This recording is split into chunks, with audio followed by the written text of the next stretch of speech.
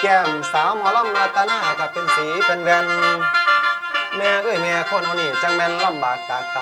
ำบ่ว่าแต่หมอลำหมอแค้นหมอปีทั้งพวกน้องพ่อพี่เศร้าให้เศร้าหน้าไผก็พากันหาครอบความเป็นอยู่นี่จังแม่นน้อหมูขอว่าเงินตัวเดียวละซุ่มผู้หญิงหุ่นเขี้ยวซุ่มไข่ดองเตากะจมยากกว่าเก่าซุ่มนี่ก็ดีละซุ่มหมู่พวกขายหนีวนไหวทั่วประเทศกับพี่แต่โลกเอียดเขามาพามาพานอึดผู้ไปทำงานกลางคืนกลางค่ำทั้งเงินสูงเงินต่ำก็หายากเต็มทีแล้วเพิ่นว่าสมัยนี้ตกงานพวกคนยานนั้นตะไลโลกเบียดให้ผ้าโลเฮ็ดของโซผู้หญิง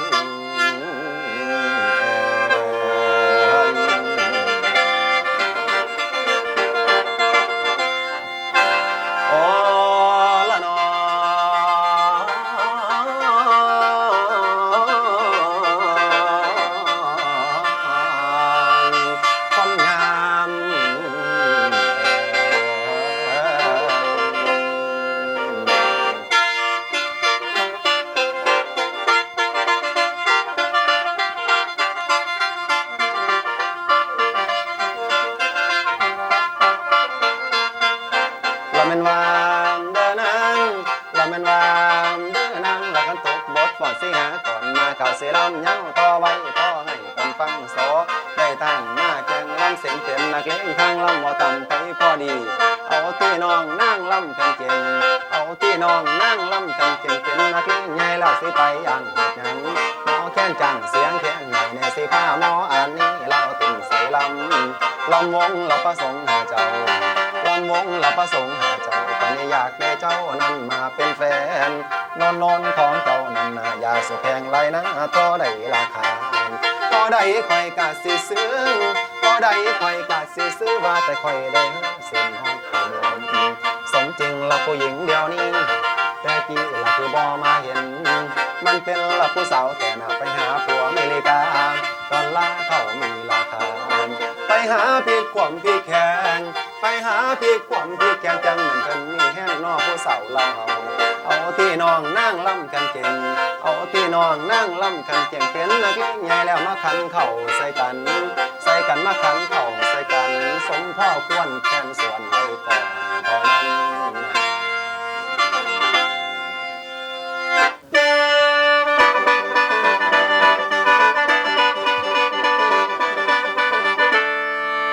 โอละนอ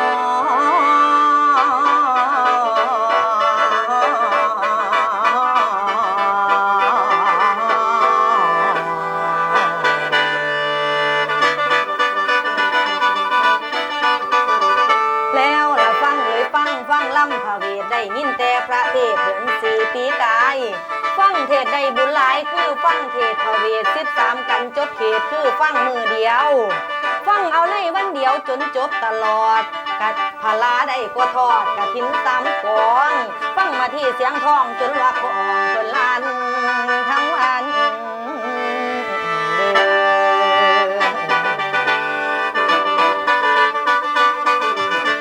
โอ้ย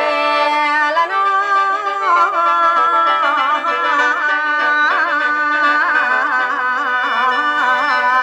ละนวล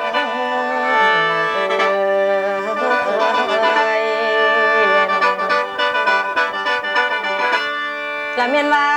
นหอนายแดดฮ้อนฮ้อนต้นไก่หินบ่จะกินตามตัวนอหินตีนใหญ่พากันถ่ายเดินไถใบไวกันหาเจ้าอย่าให้เด้อหน่อยคอยทุนลูกอยากหลุดบ่เคยผ่านเคยผมเฮาบ่มีทางหลบหลีกหนีไปใดทันหาให้ซาลีวอนเอวซาลีใหญ่แล้วโอ้ยน้องแน่คำตัดใส่กำเขาใหญ่บันพูดให้เจ้าอุดเอาเด้อบ่สิ้นซาดาวทุกขาก้าวตำหนึ่งนำหนัวบ่ไปหนึ่งข้าพ่อนอแล้วหมู่เฮาพระบาทเจ้าองค์พระเวสสันดรพามาที่ห้างนอนดวงจรเนิน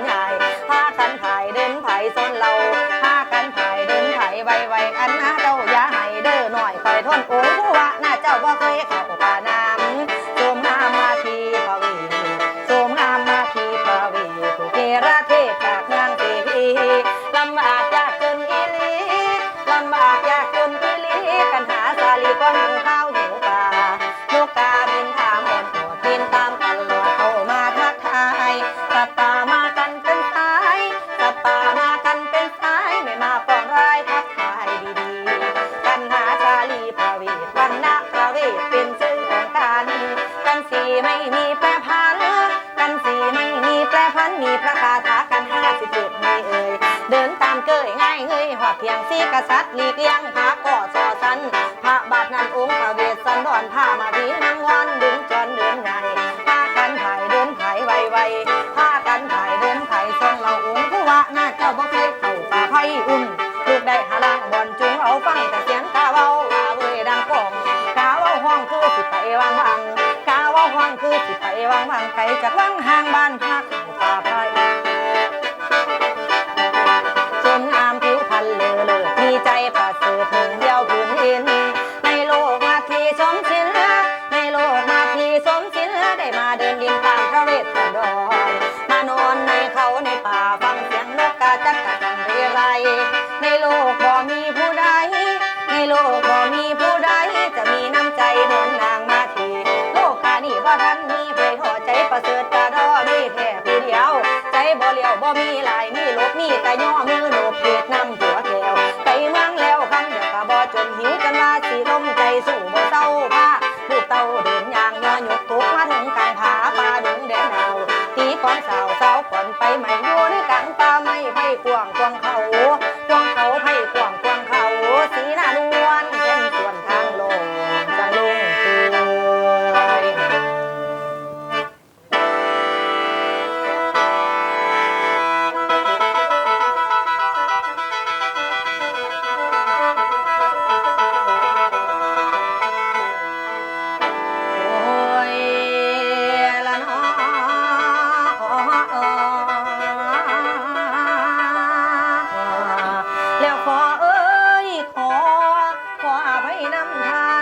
พระสันดรอย่าเฝ้าว่า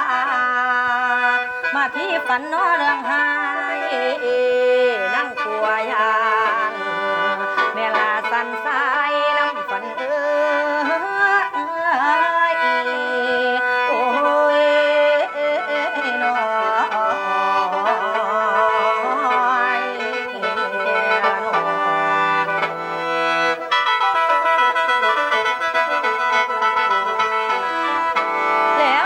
เป็นจังสี่พนังนาดนอนฝันจนว่าคนหัวลูกสันใสพนังยานฝันละสายสลาเท่าคุ้มเป่าเหี้ยมโหดพระองค์เอ๋ยมือมันกำดาบกล้าเดินเข้าสู่พนังจ่อเอาตาหน้าน้องทั้งคู่ก็เลยหนีตาดีมันเจาะดาบในมือจิตจ่อเอาตาไปจ้อยจนนั่งสะดุ้งตื่นพ่อแต่หูเมื่อขึ้นนั่งกลัวยานสันใสมาหาพระพี่อายพนังนาคสิเป็นหยังแก่ให้ฟังในความฝันนั้นบ่พันหุ่นหายนั่งมาที่ฝันร้ายจึงมาทุ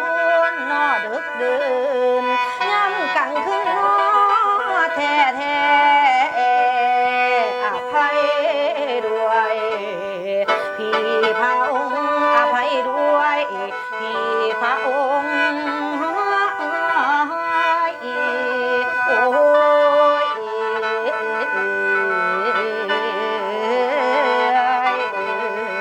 ละน้อ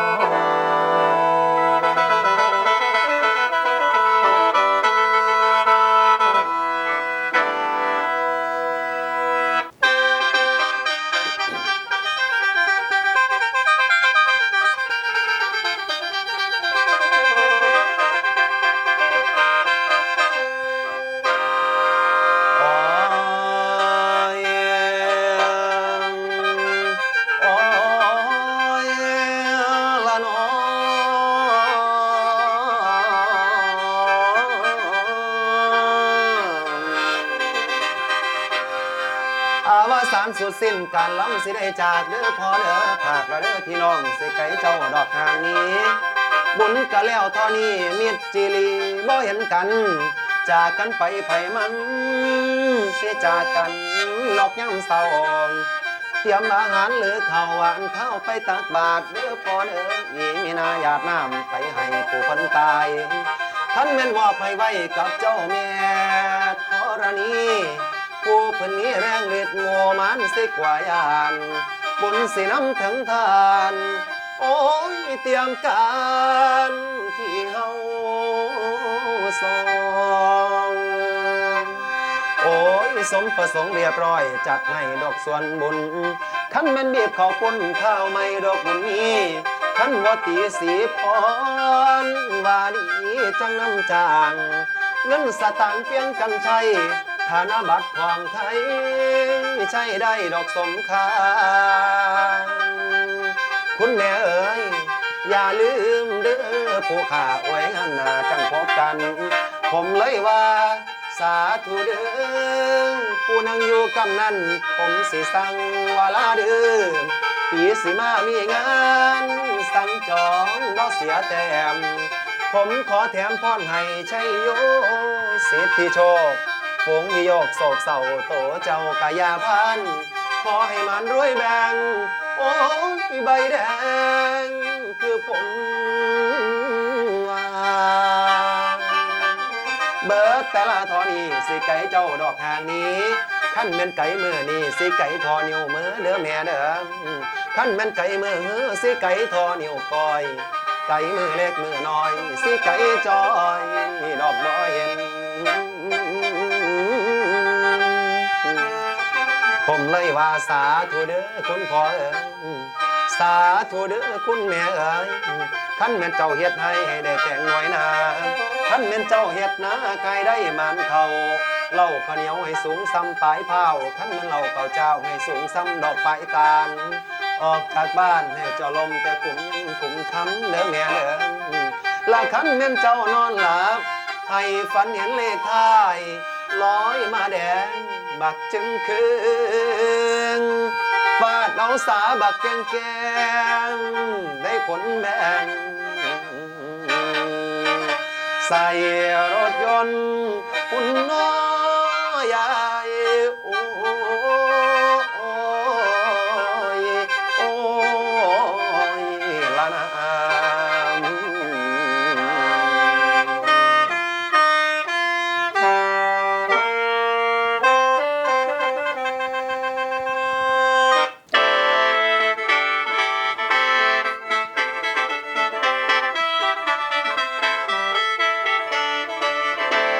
สมควรแล้วนะสมควรแล้วนะผมขออำลาญาติพี่น้องมองดูฟ้าสีทองส่องสวัยขึ้นมาสมควรแล้วนะผมขออำลากับสู่ดังนอนวีหกปกปินวินจรวีหกปกปินวินจรเที่ยวเร่เที่ยวร้อนหนากินกันไปเอาก่อนละจะได้จากไกลเอาก่อนละจะได้จากไกลโชคดีมีชัยเถิดนะแฟนจ๋าเดี๋ยวมองดูท้องนภาเดี๋ยวมองดูท้องนภาส่องแสงขึ้นมามองแล้วอารามมันได้เลิกยามผมขออำลา10 นิ้วผมขอเข้ามา10 นิ้วผมขอเข้ามามันหมดเวลาสัญญาสิ้นสุดโดดเดี่ยวเปลี่ยวใจอาดูนโดดเดี่ยวเปลี่ยวใจอาดูนทั้งผมทั้งคนต้องไกลกันก่อนต้องขอเบ่งบอลให้ท่านโชคดีสุขีสุขขังข้างทายสุขีสุขขังข้างทายทั้งหญิงชายไอ้ไอ้หน้าเบามันทั้งเท่าสิได้จำจากแล้วไก่เจ้าแม่นหันมีสู้นะเป็นทีผู้ดีน่าซอย่อสัญญาอย่าลืมเด้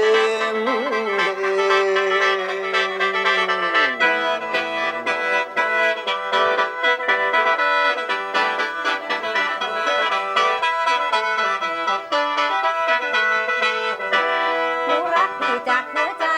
หนูรักพี่จากหัวใจทำบุญมาไงตั้งแต่หงหานได้ปลูกดอกไม้ที่บ้านได้ปลูกดอกไม้ที่บ้านแต่เดียวเช้าวันกลิ่นหอมยังอยู่มนาสนาของหนูจริงๆมนาสนาของหนู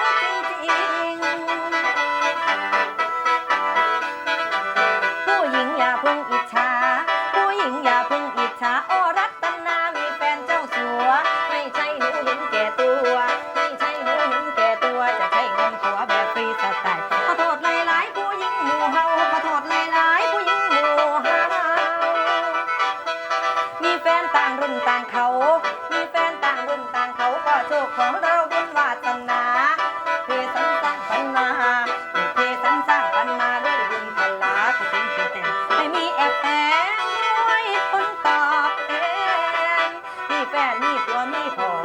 มีแฟนมีผัวมีพ่อก็ไปได้นอเขาถือตกไงคือออกคนไทยกัสนอผู้นี่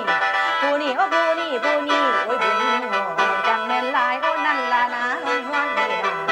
ละนะนวลนี่นะโอ้ยฉันขอลาไปแล้วว่า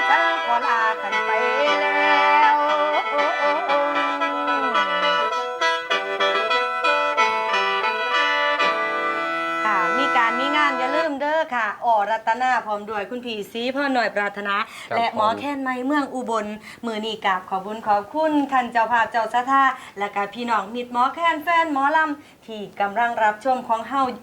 การร้องการลำเฮาอยู่ในคณะ ครับ นี้ ผม